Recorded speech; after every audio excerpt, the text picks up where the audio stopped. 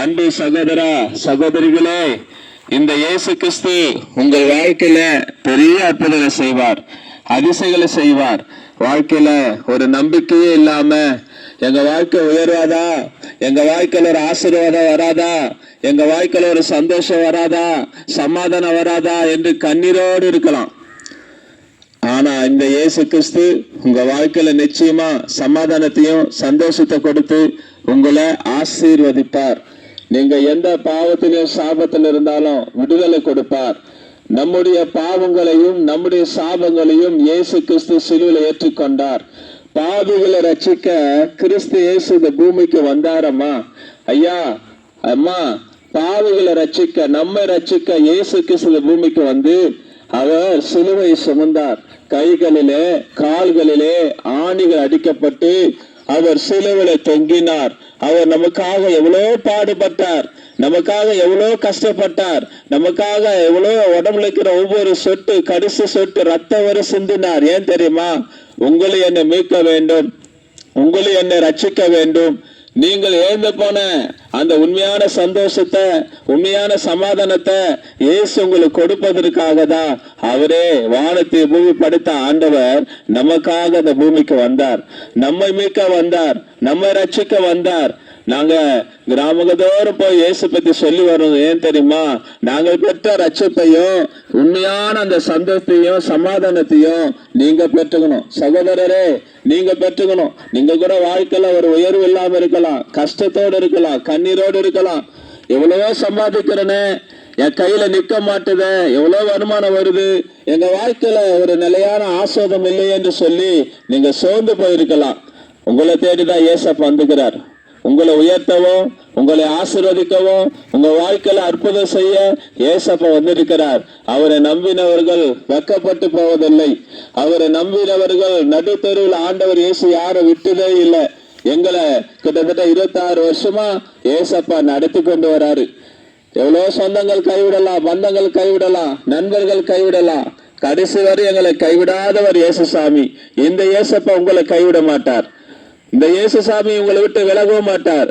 இவர் உங்களை உயர்த்தி வைப்பாரு, உங்க தேவையெல்லாம் சந்திப்பாரு.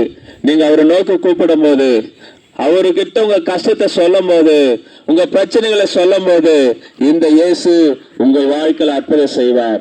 இவர் தேடி வந்த தெய்வம் இயேசு, ரொம்ப அன்பானவர் இயேசு. பாருங்க, உங்களுக்காக எனக்காக உயிரே கொடுத்தாருங்க, உங்களுக்காக எனக்காக ரத்த சிந்தினாருங்க, உங்களுக்காக எனக்காக எவ்வளவு பாடுபட்டாருங்க.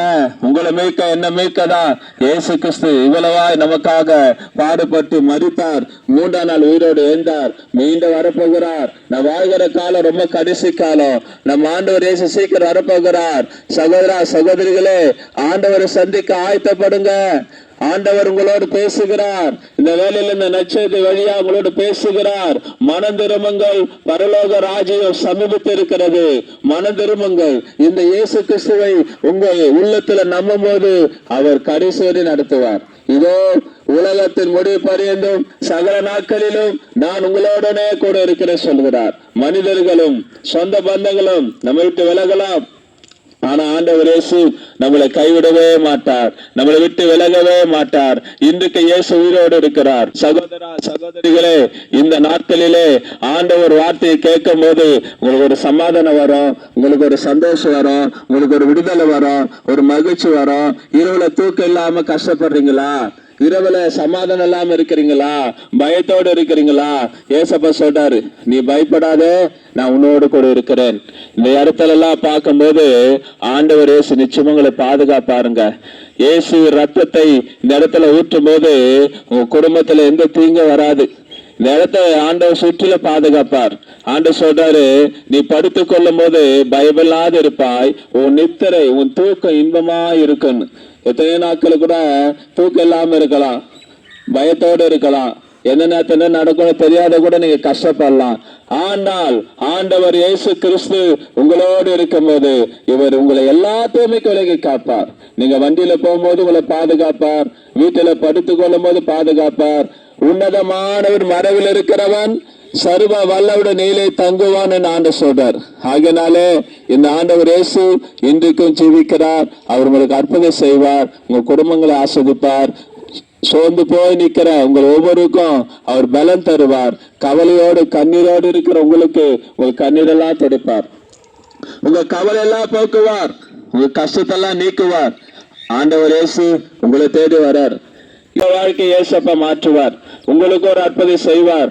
நிச்சயமா உங்களை ஆசீர்வதிப்பார். உங்களை பாதுகாப்பார். உங்களை உயர்த்தி வைப்பார். உங்க கடன்கள்லாம் மாறும். உங்க கஷ்டம் எல்லாம் மாறும். உங்களுக்கு ஒரு நல்ல வீட்டை ஏசப்பா கட்டி தந்து உங்களை ஆசீர்வதிப்பார். ஏசப்பா நம்மை ஆசீர்வதிப்பதற்காகவே வந்தாரு. நம்ம உயர்த்துவதற்காகவே ஏசப்பா இந்த பூமிக்கு வந்தாரு.